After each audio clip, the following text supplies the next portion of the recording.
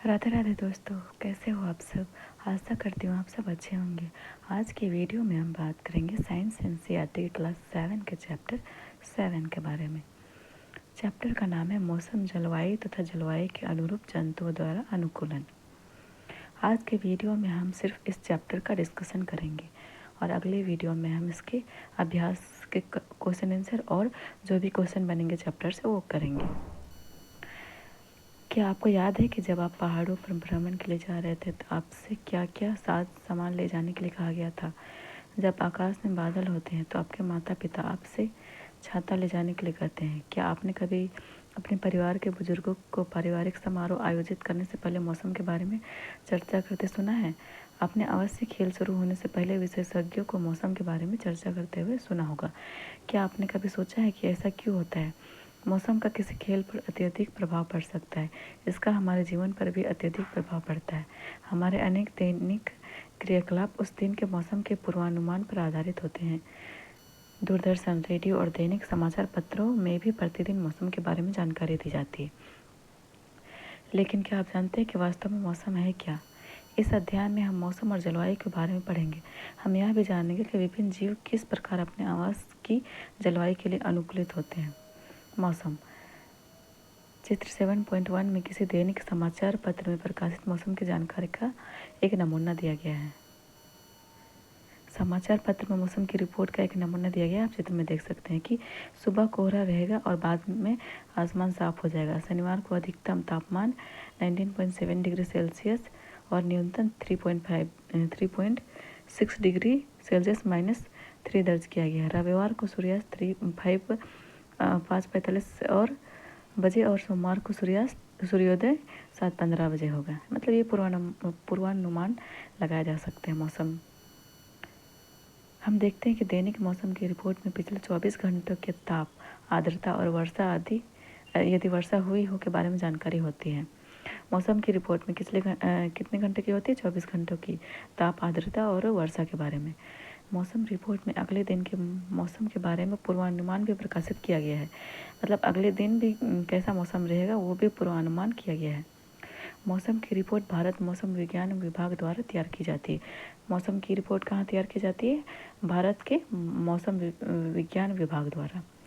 यह विभाग प्रतिदिन विभिन्न स्थानों से वहाँ के ताप, पवन वेग आदि पर आंकड़े एकत्रित करता है और मौसम के बारे में पूर्वानुमान लगाता है।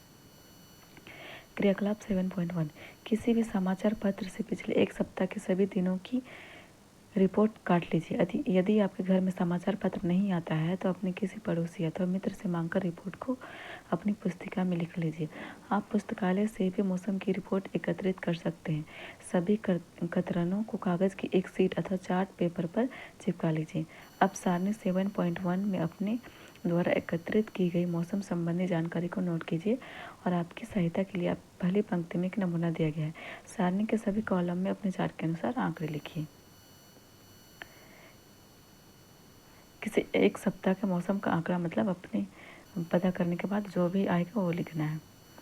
वर्षा की रिपोर्ट प्रतिदिन नहीं लिखी जाती क्योंकि प्रतिदिन वर्षा नहीं होती।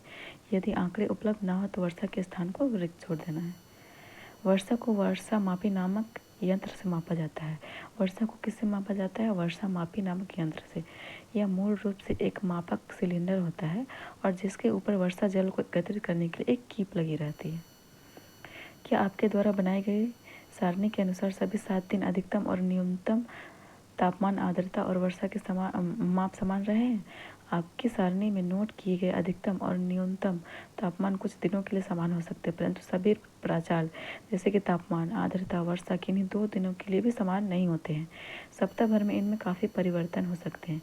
किसी स्थान पर तापमान, आर्द्रता, वर्षा, वायु वेग आदि के संदर्भ में वायुमंडल की प्रतिदिन की परिस्थिति उस स्थान का मौसम कहलाती है। मौसम किसे कहते हैं? किसी भी स्थान का जो तापमान होता है, आर्द्रता, वर्षा, वायु का वेग होता है, उसी के संदर्भ में वायुमंडल की दिन प्रतिदिन की जो परिस्थिति होती है उसी को मौसम कहते हैं। तापमान, आर्द्रता और अन्य कारक मौसम के घटक कहलाते हैं। मौसम के घटक कौन कौन से? तापमान, आर्द्रता और अन्य जो भी कारक होते हैं वो, जिसके बारे में हमें मौसम का पता चलता है कि मौसम कैसा है। किसी स्थान का मौसम दिन प्रतिदिन और सप्ताह दर सप्ताह परिवर्तित होता रहता है। इसलिए हम अक्सर कहते हैं कि आज का मौसम अत्यधिक आर्द्र है अथवा पिछले सप्ताह मौसम गर्म था। मौसम एक अत्यंत जटिल परिघटना है। यह क्षण भर में भी परिवर्तित हो सकता है। कभी कभी यह हो सकता है कि सुबह के समय धूप निकली हो, लेकिन अचानक ही बादल आ जाए और तेज वर्षा होने लगे, अथवा तेज वर्षा अचानक से बंद हो जाए, चटक धूप निकल जाए। आपको अवश्य अनेक ऐसे अनुभव हुए होंगे। ऐसे किसी अनुभव को याद करने का प्रयास कीजिए और अपने मित्रों को इसके बारे में बताइए। क्योंकि मौसम इतनी जटिल परिघटना है, अतः इसका पूर्वानुमान लगाना आसान कार्य नहीं है। मुझे आश्चर्य है कि मौसम इतनी तेज़ी से क्यों बदलता है। मैं जानना चाहती हूँ कि आखिर मौसम का स्रोत क्या है। चित्र 7.2 में दिए गए ग्राफ को देखिए और इसमें 3 अगस्त 2006 से 9 अगस्त 2006 तक शिलोंग मेघालय में रिकॉर्ड किए गए अधिकतम तापमान को दिखाया गया है। चित्र में आप देख सकते हैं कि 3 से 9 अगस्त तक जो 2006 की समयावधि में अधिकतम तापमान में परिवर्तन को दर्शाता है।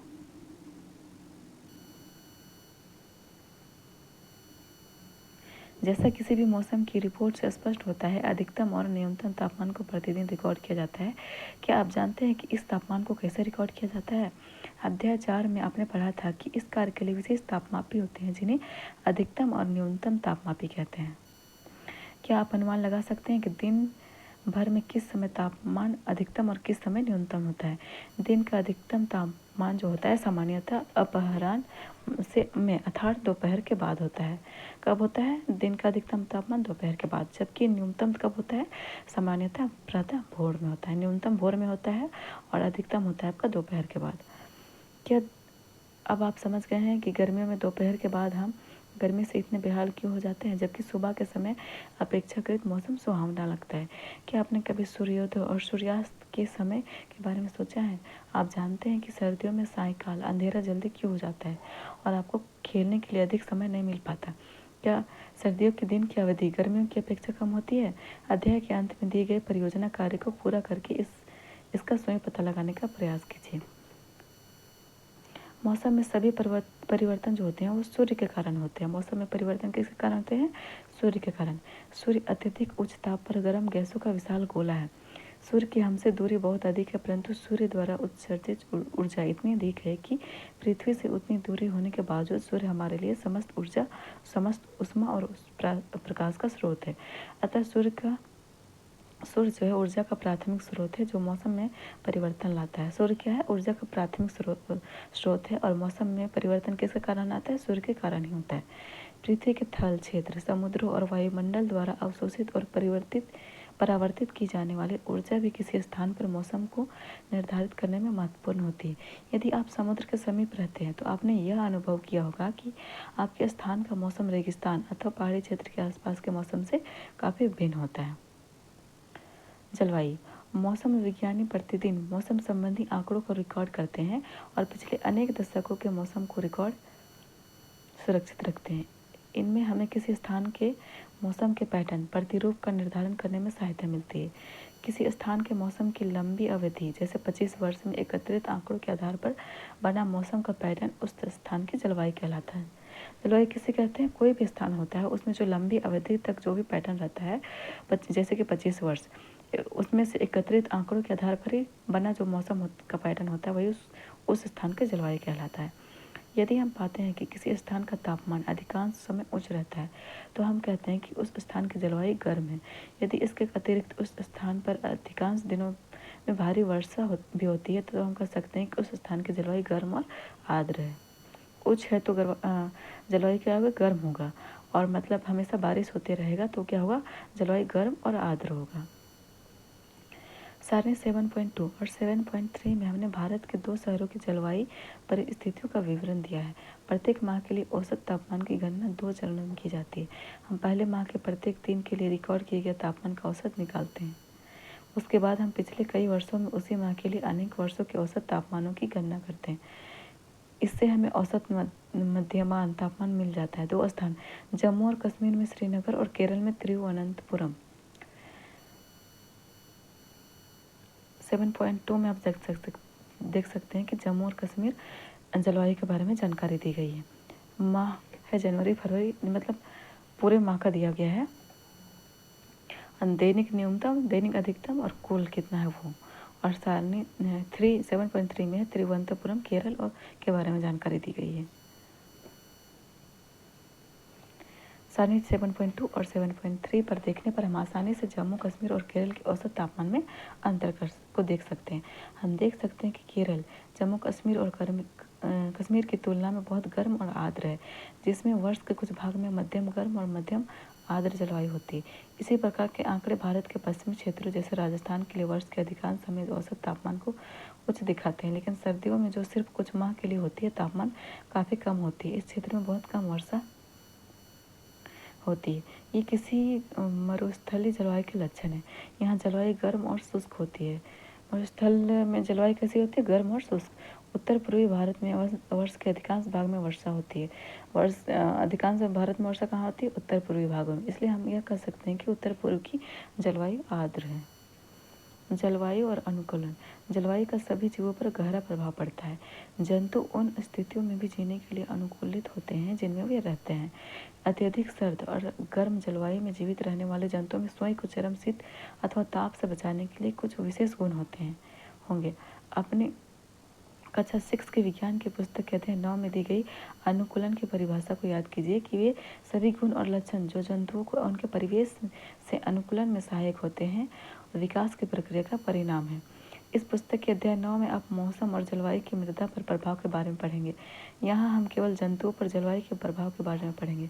छठी कक्षा में आपने कुछ वास स्थानों के लिए जंतुओं के अनुकूलन के विषय में पढ़ा था। जंतुओं के जलवायु परिस्थितियों के लिए अनुकूलन के उदाहरण के रूप में हम केवल ध्रुवीय क्षेत्र और उष्णकटिबंधीय वर्षावनों में रहने वाले कुछ जंतुओं की चर्चा करेंगे। जैसे कि नाम से स्पष्ट है कि ध्रुवीय क्षेत्र ध्रुवों के समीप होते हैं, जैसे उत्तरी ध्रुव और दक्षिणी ध्रुव। ध्रुवीय क्षेत्र के कुछ परिचित देश है Canada, Greenland, Iceland, Norway, Sweden, Finland तथा अमेरिका में अलास्का और रूस के साइबेरियाई क्षेत्र। ध्रुवीय क्षेत्र के कौन कौन से देश उदाहरण है? कनाडा है, ग्रीनलैंड है, आइसलैंड है, नॉर्वे है, स्वीडन है, फिनलैंड, अमेरिका और अलास्का और रूस के साइबेरियाई क्षेत्र है। Bharat, Malaysia, Indonesia, Brazil, Congo, गणतंत्र, केन्या, युगांडा और नाइजीरिया कुछ ऐसे देश हैं जहां उष्णकटिबंधीय वर्षावन पाए जाते हैं। उष्णकटिबंधीय वर्षावन कहाँ पाए जाते हैं? Bharat, Malaysia, Indonesia, Brazil, Congo, गणतंत्र, केन्या, युगांडा और नाइजीरिया।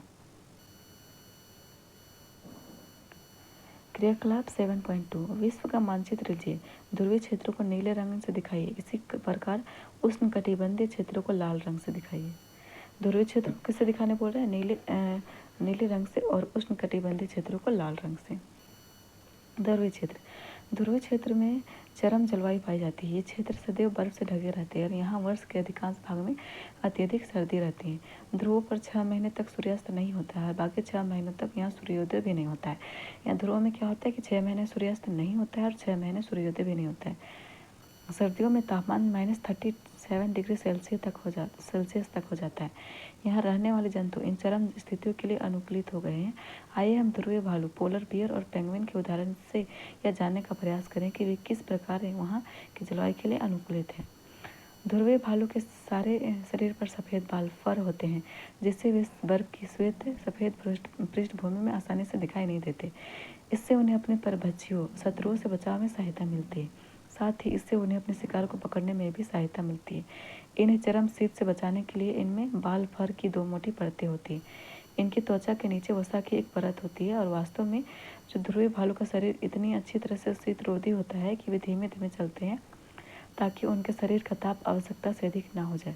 ये अपने शरीर को बहुत अधिक गर्म हो जाने से बचाने के लिए अक्सर विश्राम करते हैं। गर्म मौसम में भौतिक क्रियाकलापों के बाद ध्रुवीय भालुओं को अपने शरीर को ठंडा करना पड़ता है। अतः ध्रुवीय भालू समुद्री जल में तैरते रहते हैं और ये अच्छे तैराक भी होते हैं। इनके पंजे चौड़े और बड़े होते हैं जो न केवल अच्छी तरह से तैरने में इनकी सहायता करते हैं, बल्कि उन्हें बर्फ में चलने में भी सहायता होते हैं। तैरते समय ये अपने नथुनों को बंद करके लंबे समय तक पानी के अंदर रह सकते हैं। ध्रुवीय भालू की सूंघने की शक्ति घ्राण शक्ति तीव्र होती है, जिससे ये भोजन के लिए अपने शिकारी को आसानी से पकड़ सकते हैं। हम ध्रुवीय भालू के अनुकूलनों को चित्र 7.3 में दिए गए प्रवाह चित्रों द्वारा आसानी से समझ सकते हैं। ध्रुवीय भालू में अनुकूलन क्षमता। ध्रुवीय भालू देख सकते हैं। सफ़ेद बालों के कारण सफ़ेद बर्फ की पृष्ठभूमि में आसानी से नहीं दिखाई देते हैं और इसके परभक्षी और शिकार इसे आसानी से नहीं देख पाते हैं, क्योंकि ये सफ़ेद होता है और बर्फ भी सफ़ेद होता है, तो जो भी शिकारी होता है वो उसे नहीं देख पाता है। इसके शरीर पर बालों की 2 मोटी परत होती है और यह सर्द मौसम में इसे गर्म रखती है। और इसकी त्वचा के नीचे वसा की भी एक परत होती है, जिससे इसका शरीर शीतरोधी होता है और इसे गर्म रखता है। इसके नाखून मुड़े हुए, लंबे और पैने होते हैं। यह इन्हें बर्फ पर चलने में सहायता करते हैं। इसमें सूंघने की शक्ति, घ्राण शक्ति तीव्र होती है और यह भालू को अपने शिकार को ढूंढने और पकड़ने में सहायक होती है। ध्रुवीय क्षेत्र का एक अन्य परिचित जंतु पेंगुइन है। चित्र 7.4 में ये भी श्वेत होते हैं और आसानी से बर्फ की सफ़ेद पृष्ठभूमि में मिल जाते हैं। इनके शरीर में भी स्वयं को सर्दी से बचाने के लिए मोटी त्वचा और अत्यधिक वसा होती है। आपने पेंगुइनों के झुंड के चित्र देखे होंगे। स्वयं को गर्म रखने के लिए वे ऐसा करते हैं। याद कीजिए कि जब आप खचाखच भरे किसी कमरे या हॉल में होते हैं तो आप कितना गर्म महसूस करते हैं। ध्रुवीय भालू की तरह ही पेंगुइन भी अच्छे तैराक होते हैं और इनका शरीर धारा रहित होता है और इनके पैरों में जाल जैसा बना होता है, जिससे अच्छे तैराक होते हैं। पेंगुइन के पैर कैसा होता है, धारा रहित। इनका शरीर कैसा होता है, धारा रहित होता है और इनके पैरों में जाल जैसा बना होता है, जिससे वे अच्छे से तैर सकते हैं। क्या मछलियाँ और तितलियाँ भी पंछियों की तरह प्रवास करती है? ध्रुवीय क्षेत्र में रहने वाले अन्य जंतुओं में अनेक प्रकार की मछलियाँ, कस्तूरी मृग, रेनडियर, लोमड़ी, सील, व्हेल तथा अन्य कई प्रकार के पक्षी भी सम्मिलित हैं। नोट कीजिए कि जहाँ मछली ठंडे जल में लंबे समय तक रह सकती है, वहीं पंछियों को जीवित रहने के लिए अपने शरीर को गर्म रखना आवश्यक होता है। इसी कारण अनेक प्रकार के पक्षी सर्दियों के आते ही अपेक्षाकृत गर्म स्थानों पर प्रवास के लिए चले जाते हैं। जो भी पक्षी होते हैं वो सर्दी के आते ही अपेक्षाकृत गर्म स्थानों पर प्रवास के लिए चले जाते हैं और सर्दियाँ समाप्त हो जाने पर वे पुनः अपने आवास पर लौट जाते हैं। शायद आप जानते होंगे कि भारत ऐसे अनेक पंछियों का प्रवास स्थान है। आपने साइबेरियाई क्रेनों के बारे में सुना होगा, जो साइबेरिया से राजस्थान में भरतपुर और हरियाणा में सुल्तानपुर जैसे स्थानों पर सर्दियों में प्रवास के लिए आते हैं। साइबेरिया से पंछी साइबेरियाई क्रेन कहाँ आते हैं? राजस्थान में भरतपुर और हरियाणा में सुल्तानपुर जैसे स्थानों में। कुछ पक्षी उत्तर पूर्व के कुछ आर्द्र स्थानों और भारत के कुछ अन्य स्थानों में भी प्रवास के लिए जाते हैं। चित्र 7.6 में आप देख सकते हैं कि प्रवासी पक्षी अपने आवास तथा उड़ान में है। उष्णकटिबंधीय वर्षावन है। क्या आप जानते हैं कुछ प्रवासी पक्षी अपने आवास की चरम जलवायु परिस्थिति से बचने के लिए 15,000 किलोमीटर तक की भी यात्रा करते हैं। आप देख सकते हैं कि कुछ प्रवासी पक्षी होते हैं जो उस जलवायु से बचने के लिए 15,000 तक के किलोमीटर की यात्रा करते हैं और सामान्यतः ही अधिक ऊंचाई पर उड़ान भरते हैं और जहां यह वायु प्रवाह उड़ान में सहायक होता है। इस ऊंचाई की शीत स्थितियां उनकी उड़ान पेशियों द्वारा उत्पन्न ऊष्मा का विसरण आसान कर देती है।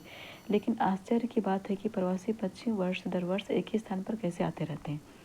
यह एक रहस्य। ऐसा लगता है कि इन पंछियों में दिशा का सहज बोध होता है और ये जानते हैं कि किस दिशा में उड़ना है। मार्गदर्शन के लिए संभवतः कुछ भू चिन्हों लैंडमार्क का उपयोग करते हैं। संभवतः अनेक पंछियों को दिन में सूर्य और रात्रि में तारों से मार्गदर्शन मिलता है। पंछी कैसे ये करते हैं, यात्रा करते हैं अपना मतलब एक स्थान से दूसरे स्थान पर कुछ भू चिन्ह लैंडमार्क का उपयोग करते हैं अपने लिए और संभवतः जो पक्षी होते हैं दिन में सूर्य और रात्रि में तारों से मार्गदर्शन उन्हें मिलता है। इसके भी कुछ प्रमाण है कि पंछी दिशा का पता लगाने के लिए पृथ्वी के चुंबक के क्षेत्र का भी उपयोग करते हैं।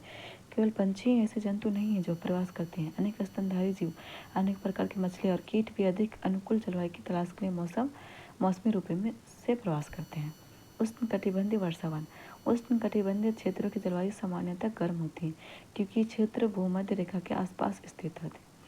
उष्णकटिबंधीय वर्षावन क्षेत्रों की जलवायु सामान्यतः गर्म क्यों होती है? क्योंकि ये जो होता है भूमध्य रेखा के आसपास स्थित होते हैं। सबसे सर्द महीनों में भी तापमान सामान्यतः 15 डिग्री सेल्सियस से अधिक रहता है। सबसे जो सर्द महीना होता है उसमें भी उष्णकटिबंधीय वर्षावन का तापमान कितना रहता है? 15 डिग्री सेल्सियस से अधिक। गर्मियों में तापमान 40 डिग्री सेल्सियस से अधिक हो जाता है। वर्ष भर दिन और रात की लंबाई लगभग बराबर रहती है। उष्णकटिबंधीय वर्षावन में कैसा रहता है? वर्ष भर दिन और रात की लंबाई लगभग बराबर होता है। इन क्षेत्रों में प्रचुर मात्रा में वर्षा होती है। इन क्षेत्रों में क्या होता है कि दिन और रात लगभग समान होता है और प्रचुर मात्रा में वर्षा भी होती है। इस क्षेत्र की एक प्रमुख विशेषता उष्णकटिबंधीय वर्षावन है।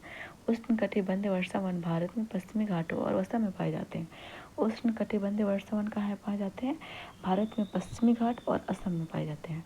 इसके अतिरिक्त ऐसे वन दक्षिण पूर्व एशिया इसके अतिरिक्त भी ऐसे वन कहाँ पे पाए जाते हैं? दक्षिण पूर्व एशिया, मध्य अमेरिका और मध्य अफ्रीका में भी पाए जाते हैं। दक्षिण पूर्व एशिया, मध्य अमेरिका और मध्य अफ्रीका में भी पाए जाते हैं।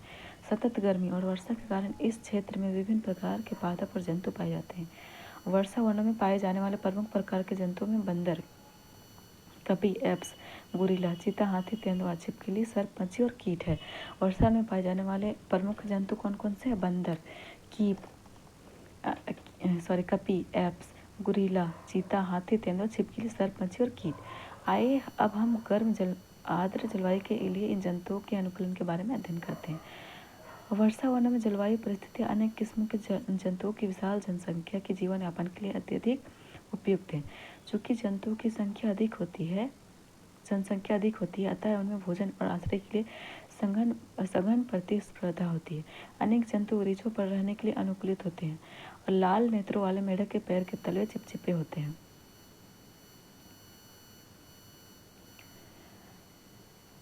लाल नेत्रों वाले मेढक के पैरों के तले कैसे होते हैं? चिपचिपे होते हैं और जो उन्हें वृक्षों पर चढ़ने में सहायता करते हैं, जिन पर वे रहते हैं। चित्र 7.7 में देख सकते हैं कि लाल नेत्र वाला मेढक कैसा दिख रहा है।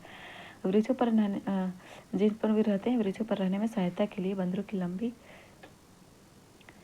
पूंछ होती है और वे जो शाखाओं में पकड़ने में सहायता होती है। क्योंकि इन वनों में आवास करने वाले जंतुओं में भोजन के लिए परस्पर स्पर्धा होती है, बंदर को आप देख सकते हैं न्यू वर्ल्ड मंकी बंदर। इनकी पूंछ इतनी लंबी होती है कि इन्हें वर्ष में इसको शाखाओं को पकड़ने में सहायक होती है। कुछ जंतु ऐसे भोजन को प्राप्त करने के लिए अनुकूलित होते हैं जहां अन्य जंतु आसानी से नहीं पहुंच सकते। उदाहरण के लिए टूकन नामक पंछी की लंबी बड़ी चोंच होती है। टूकन पंछी आप देख सकते हैं कि इसकी पूंछ जो है कितनी लंबी है, जिसकी सहायता से वह ऐसी शाखाओं में लगे फलों तक पहुंच सकता है जो बहुत कमजोर होती है और उसका भार नहीं सह सकती है। उष्णकटिबंध वर्षा वनों में पाए जाने वाले अनेक जंतुओं में सुनने की संवेदनशील शक्ति, तीव्र दृष्टि, मोती त्वचा और ऐसे वर्ण रंग की त्वचा होती है जो उन्हें आसपास के क्षेत्रों के साथ मिलकर छद्मावरण करने में सहायक होती है। उष्णकटिबंध वनों में जो भी पंछी रहते हैं उनमें सुनने की संवेदनशील शक्ति होती है और उनकी जो त्वचा होती है मोटी होती है, जिससे उन्हें आसपास के क्षेत्र के साथ मिलकर छद्मावरण करने में सहायता होती है, मतलब अनुकूल रहने में सहायता होती है और उनकी परभक्षियों से रक्षा करती है। उदाहरण के लिए बिलाव परिवार के जंतुओं शेर और चीता में मोटी खाल होती है तथा उनकी सुनने की शक्ति संवेदनशील होती है। 7.10 में आप देख सकते हैं लॉयन टेल लंगूर मंकी। लॉयन टेल लंगूर, जिसे दाढ़ी वाला ऐप भी कहते हैं, लॉयन टेल लंगूर को क्या कहते हैं? दाढ़ी वाला ऐप भी कहते हैं। पश्चिमी घाट के वर्षावन में पाया जाता है। लॉयन टेल लंगूर कहाँ पे पाया जाता है? पश्चिमी घाट के वर्षावन में। इसकी सबसे प्रमुख विशेषता इसकी चांदी जैसे सफ़ेद श्वेत आयल है जो सिर के चारों ओर गालों और चिबुक टोड़ी तक रहती है और यह वृक्षों पर आसानी से चढ़ जाता है और अपने जीवन के अधिकांश समय वृक्षों पर ही व्यतीत करता है। और यह मुख्यतः फल खाता है, बीज, कोमल पत्तियां तथा अन्य पुष्प और कलियां भी खाता है। लॉयन टेल लंगूर वृक्षों की छाल में वास करने वाले कीटों की तलाश में रहता है। चूँकि ये लंगूर वृक्षों पर पर्याप्त भोजन जुटा पाने में समर्थ होता है तथा वे भूमि पर यदाकदा ही आते हैं। लॉयन टेल लंगूर कहाँ पे पाए जाते हैं? पश्चिमी घाट के वर्षावन में। और इसकी विशेषता क्या है? इसमें श्वेत सफ़ेद आयल है जो सिर के चारों ओर और गालों और चिबुक टोड़ी तक रहती है और यह भी वृक्षों पर आसानी से चढ़ सकता है और अधिकांश समय वे वृक्षों पर ही जीवन अपना व्यतीत करते हैं और यह मुख्यतः फल खाता है, बीज के कोमल पत्तियां और तने पुष्प और कलियां भी खाता है और वहाँ पे जो छाल में जो पेड़ की छाल में जो कीट होते हैं उनकी तलाश में भी रहता है और इसके भोजन लगभग उसी सब पेड़ से ही प्राप्त हो जाता है, तो ये कभी कभी ही भूमि पर आता है। भारतीय उष्णकटिबंध वर्षावन का एक अन्य परिचित जंतु है हाथी। हाथी अनेक प्रकार से वर्षावनों की परिस्थितियों के लिए अनुकूलित हो गए हैं। इनकी सूंड को ध्यान से देखिए जिसका उपयोग वह नाक के रूप में करता है।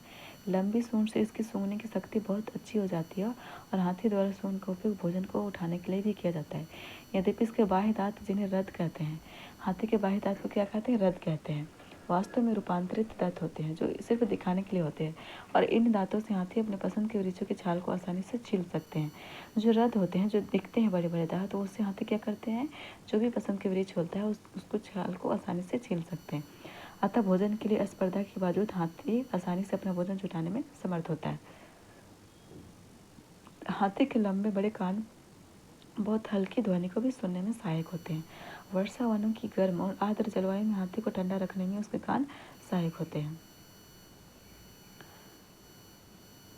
आपने इस चैप्टर से क्या सीखा कि किसी स्थान पर तापमान, आर्द्रता, वर्षा, पवन वेग आदि के संदर्भ में वायुमंडल की दिन प्रतिदिन की जो स्थिति होती है उस स्थान की मौसम कहलाती है। मौसम सामान्यतः किन्हीं 2 दिन अथवा सप्ताह दर सप्ताह नहीं होता है। दिन का अधिकतम तापमान सामान्यतः अपराह्न दोपहर बाद में, जबकि न्यूनतम तापमान प्रातः भोर होता है। वर्ष भर सूर्योदय और सूर्यास्त का समय भी परिवर्तित होता रहता है। मौसम के सभी परिवर्तन सूर्य से संचालित होते हैं। मौसम के सभी परिवर्तन किससे संचालित होते हैं? सूर्य से। दीर्घ अवधि जैसे 25 वर्ष में लिए गए मौसम के प्रचालों के आधार पर तैयार किए गए पैटर्न उस स्थान के जलवायु निर्धारित करते हैं। उष्णकटिबंधीय और ध्रुवीय क्षेत्र पृथ्वी के 2 ऐसे क्षेत्र हैं जहाँ की चरम जलवायु परिस्थितियाँ होती हैं। जंतु उन परिस्थितियों के लिए अनुकूलित होते हैं जिनमें वह वास करते हैं। जो भी जंतु जहाँ पे रहता है उस परिस्थिति के अनुकूलित वो अपने आप को ढाल लेता है और वहीं पे वो वास करता है। ध्रुवीय क्षेत्रों में वर्ष भर बहुत सर्दी रहती है। ध्रुवों में वर्ष के कुछ माह तक सूर्यास्त नहीं होता है। शेष 6 महीनों में सूर्योदय नहीं होता है। ध्रुवीय क्षेत्र के जंतु कुछ विशेष गुणों के कारण, जैसे शरीर पर श्वेत सफेद फर, सूंघने की तीव्र शक्ति, त्वचा के नीचे वसा की परत, तैरने और चलने के लिए चौड़े और लंबे नखरों आदि के कारण अत्यधिक सर्द जलवायु के लिए अनुकूलित होते हैं।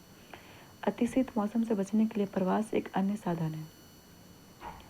अनुकूल जलवायु परिस्थिति के कारण उष्ण कटिबंध वर्षा वनों में पादपों और जंतुओं की विशाल जनसंख्या पाई जाती है। उष्ण कटिबंधीय वर्षा वनों में जंतु इस प्रकार अनुकूलित होते हैं कि उन्हें अन्य प्रकार के जंतुओं से भिन्न भोजन और आश्रय की आवश्यकता होती है ताकि उनमें परस्पर स्पर्धा कम से कम हो। उष्ण कटिबंधीय वर्षा वनों में रहने वाले जंतुओं के कुछ अनुकूलन में वृक्षों पर आवास, मजबूत पूंछ का विकास, लंबी और विशाल चोंच, चटक रंग, तीखे पैटर्न, प्रतिरूप, तीव्र स्वर ध्वनि, तेज आवाज, फलों का आहार, सुनने की संवेदन शक्ति, तीव्र दृष्टि, मोटी त्वचा, खाल पर बच्चों से बचने के लिए छद्मावरण की क्षमता आदि सम्मिलित है।